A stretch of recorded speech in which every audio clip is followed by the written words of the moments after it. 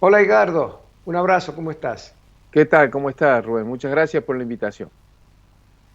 Eh, Dame una visión, antes de entrar en temas aislados, dame una visión panorámica general hoy de cómo estás viendo la Argentina desde el punto de vista político, ¿no?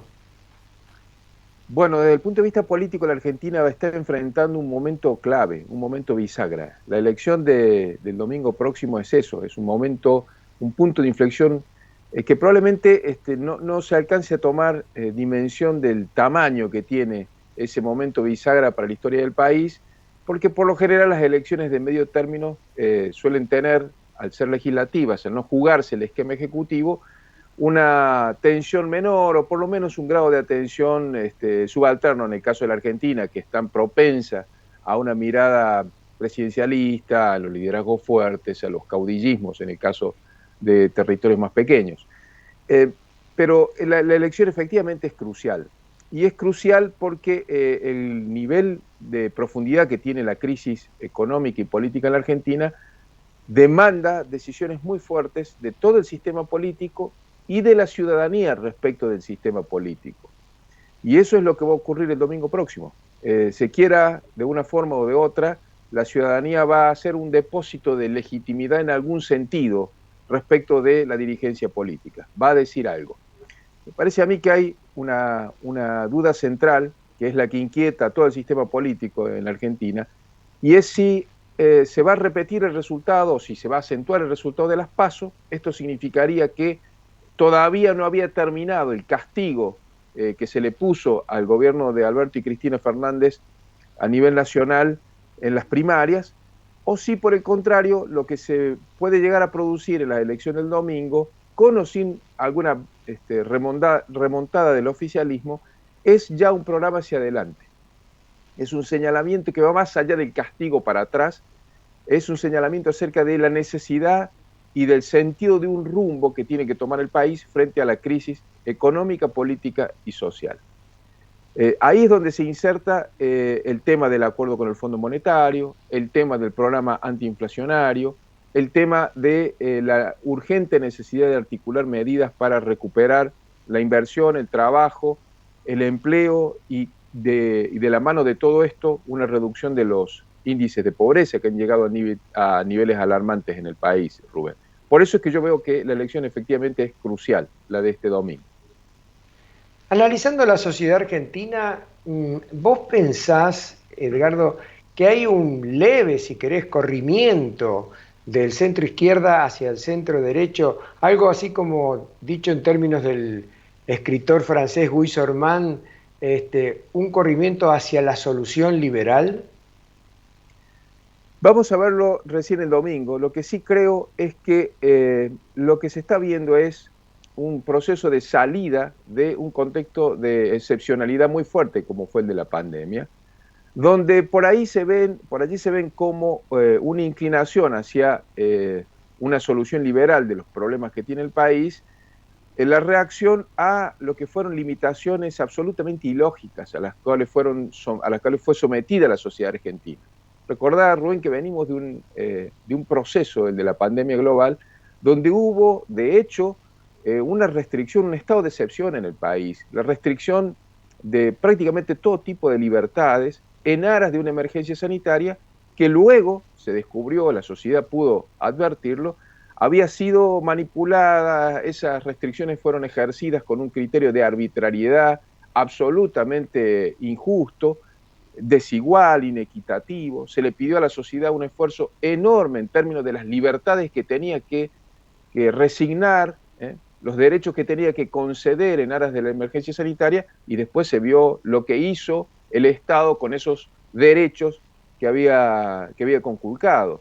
Se vio en pues solamente a los efectos de ser gráfico, en el manejo absolutamente arbitrario, discrecional e injusto de las medidas de la emergencia sanitaria, la vacunación de privilegio, las fiestas en olivos, en fin. No voy a resumir aquí lo que ya todo el mundo conoce. Lo que se vio es qué hizo el Estado con las libertades del individuo. Hizo un desastre con las libertades del individuo. Por lo cual es lógico que ahora haya un regreso a un voto que afirme ese sentido de libertad individual y de derechos individuales frente a un Estado que se expandió por sobre los derechos de la sociedad civil mucho más allá de lo admisible, ¿no? Como se supone, si es cierto que los encuestadores están acertando un poco, el gobierno no va a ganar las elecciones el domingo. ¿Vos pensás que todas las culpas van a recaer sobre el presidente y con eso va a haber una devaluación total de su figura? Yo creo que, primero, la verdad no, me cuesta encontrar algún sondeo de opinión que esté indicando una tendencia distinta, ni siquiera de aquellos encuestadores que son más afines, que han sido incluso encuestadores inscritos en algún esquema militante del gobierno, incluso ellos, por ejemplo Artemio López, están resignados a un resultado desfavorable. Eso, en fin, sigue siendo un pronóstico de encuestas. Todavía podría haber algún margen que uno desconozca o que las encuestas no estén indicando con precisión. Pero lo que sí se ve es que lo que ha ocurrido desde las PASO, desde la primera ola de voto castigo, todo lo que hizo el gobierno después, la verdad no dio ningún elemento, ningún instrumento a quienes quisieran votarlo para mejorar la consideración que tenían antes de las primarias. Por todo lo contrario, digamos, sobre lo que ya sobre lo llovido llegó mojado, sobre la derrota de las PASO vino el desastre inducido en el cambio de gabinete con la reacción de Cristina, prácticamente una desestabilización interna muy fuerte del gobierno de Alberto Fernández, y luego vinieron estas medidas todas desesperadas, vinculadas al desquicio fiscal, el plan Platita, repartir hacia a mansalva fondos públicos de una manera absolutamente irresponsable, sembrando incluso problemas para el futuro inmediato, y luego medidas muy dirigistas de extremo control, como el congelamiento de precios, forzar a presionar todavía más las variables económicas con cepos y con limitaciones, que no han dado efecto. La inflación sigue en el mismo ritmo en el cual venían, y si ese era el problema, lo que no se está viendo es ni siquiera el asomo de una solución. Con lo cual, no habría motivos para que aquellos que en su momento votaron disconformes por estas razones contra el gobierno en las PASO, ahora cambien el sentido del voto en la elección general. Habrá que esperar hasta el recuento del último sufragio para saber si eso es así. Y respecto de a quién le vale echar la culpa, bueno, yo creo que la artimaña esta de echarle la culpa a Alberto Fernández ya la usó y la gastó Cristina en las PASO, al desestabilizarle todo el gabinete, debilitarlo por completo al presidente, imponerle desde el jefe de gabinete al resto de los ministros, incluso a que ninguno de los que ella había obligado a renunciar se vaya, definitivamente, se quedaron todos. Con lo cual, yo no sé si es tan sencillo que si hay un escenario de derrota para el oficialismo, el domingo a la noche vuelva a ser un recurso creíble echarle toda la culpa a Alberto Fernández. Esta vuelta me parece que Cristina no va a zafar del señalamiento, porque en definitiva el gobierno después de las PASO hizo lo que ella quiso que hagan respecto de la gestión. Es más, impuso un eje de gestión, que es la economía, que es sobre el cual se han estado tomando todas estas medidas, que si no dan frutos y no dan un resultado electoral favorable, bueno, claramente el señalamiento no es solamente para Alberto Fernández. Eso es lo que torna más grave el problema, porque ponen al gobierno en un escenario de crisis interna si es que el resultado es desfavorable. Está bien. En los Estados Unidos, las 500 empresas, corporaciones de mayor facturación que figuran en la revista Fortune, por ejemplo, tienen decidida influencia en los gobiernos, tanto demócratas como republicanos. ¿Crees vos que en Argentina la clase empresaria debería involucrarse un poco más en la política, razón por la que ellos son los principales creadores de riqueza del país? Sí, obviamente que sería deseable que las empresas tuviesen ese grado de estabilidad, de fortaleza, de consistencia y de compromiso, además, con el sistema, con el desarrollo y la evolución del sistema político y con sus objetivos también. También es cierto, y hay que ser muy realista, que en la Argentina venimos de una crisis muy fuerte de la relación entre la política y, por decirlo de alguna forma, la élite empresarial. Venimos de la causa de los cuadernos, Rubén. O sea, una causa en la cual quedó en claro el nivel de connivencia irregular e irracional que tenían grandes empresas con el gobierno, sin el cual no hubiese sido imposible que se mantuviese durante tan largo tiempo la hegemonía política de Néstor y de Cristina Kirchner. Era un sistema, así quedó claramente expuesto en la causa de los cuadernos, un sistema consolidado en relación con el sector privado para la perpetuación de un esquema de poder político. Con lo cual, permitíme ser muy, muy cauteloso, si no pesimista, respecto de las expectativas de que desde el sector privado surja esa señal de garantía de estabilidad y de reordenamiento del rumbo hacia el sistema político. La verdad, no soy muy optimista sobre eso. Sí, y es la famosa clase empresaria prebendaria que denuncia José Luis Esper en su libro, ¿no? Ahora, hay dos internas en este momento en el país, dentro del gobierno y en la oposición. ¿Qué visión tenés de cada una de ellas, sintéticamente?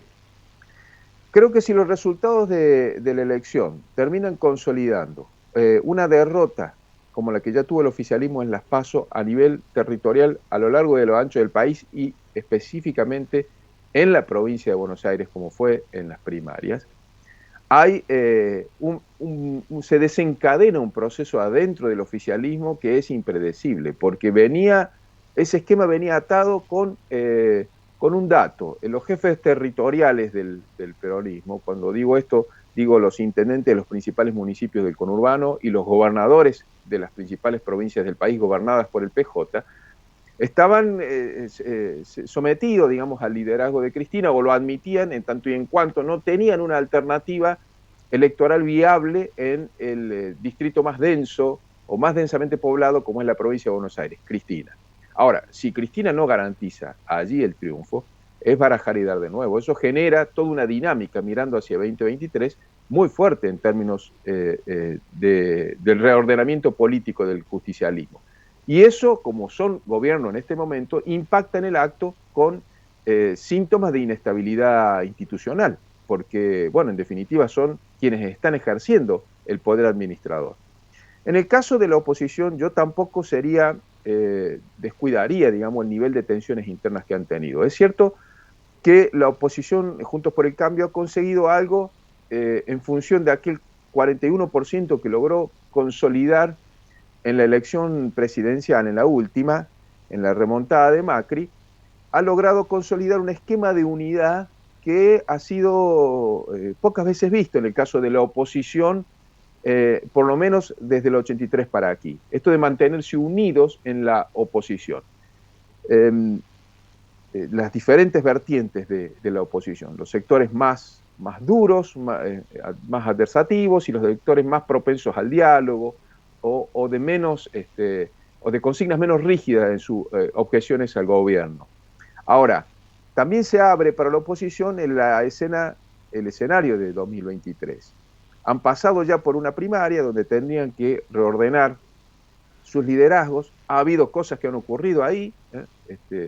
La verdad que en términos del armado político se vio favorecido Horacio Rodríguez Larreta. Las cosas que armó para las primarias resultaron eficientes, funcionales para el esquema de la oposición, pero en términos discursivos, el discurso más duro fue el que primó en las primarias y toda la oposición ha adoptado ese discurso más duro, entre otras cosas por la competencia por el andarivel derecho. Mencionaba a Esper, se conviene mencionar a Milei también. Es decir, en términos del armado, funcionó bien lo de Horacio Rodríguez Larreta, pero en términos del discurso, funcionó mejor lo de Macri y Patricia Bullrich. Es decir, que esa tensión no se ha terminado de dirimir todavía. Y hay que ver cómo se procesa eso de cara a 2023, no solamente en términos de la discusión de candidaturas presidenciales que están muy anticipadas en este momento, sino también qué se hace frente a la crisis. Porque si el gobierno entra en una disputa interna muy grave y la oposición está haciendo esa especulación al respecto de los posicionamientos a futuro, en el medio está la crisis, Rubén. En el medio hay que gobernar un país con un gobierno deslegitimado desde el punto de vista electoral y con todos los indicadores económicos y sociales en descalabro, es decir, con una inflación que está ahí a las puertas de una hiper, con todas las variables que además del esquema de precios relativos están pisadas, desde la brecha cambiaria, es decir, el nivel del tipo de cambio, pasando por las tarifas, por el valor de los combustibles, ahora el congelamiento de los precios de los alimentos en las góndolas y de los medicamentos, es decir, hay prácticamente un cúmulo de problemas sin resolver que se tienen que resolver, o la realidad va a imponer una resolución por las malas después de la elección. Y frente a eso hay cosas que va a tener que hacer el gobierno y cosas que va a tener que hacer la oposición. No se trata solamente de ir a la elección, ganar la elección, posicionarse bien ahí y luego sentarse a ver con tranquilidad el escenario, porque no hay tiempo para ver el escenario con tranquilidad. Hay problemas muy, muy acuciantes. Yo mencionaba al Ahí, principio el acuerdo con el fondo, por ejemplo, ¿no? ahí me avisan que nos quedan 20 segundos, una definición casi por sí o por no. Ante esta situación que muy bien describís, ¿convendría, se podría adelantar las elecciones? Las presidenciales, Sí. la verdad, no convendría desde el punto de vista de la normalidad institucional.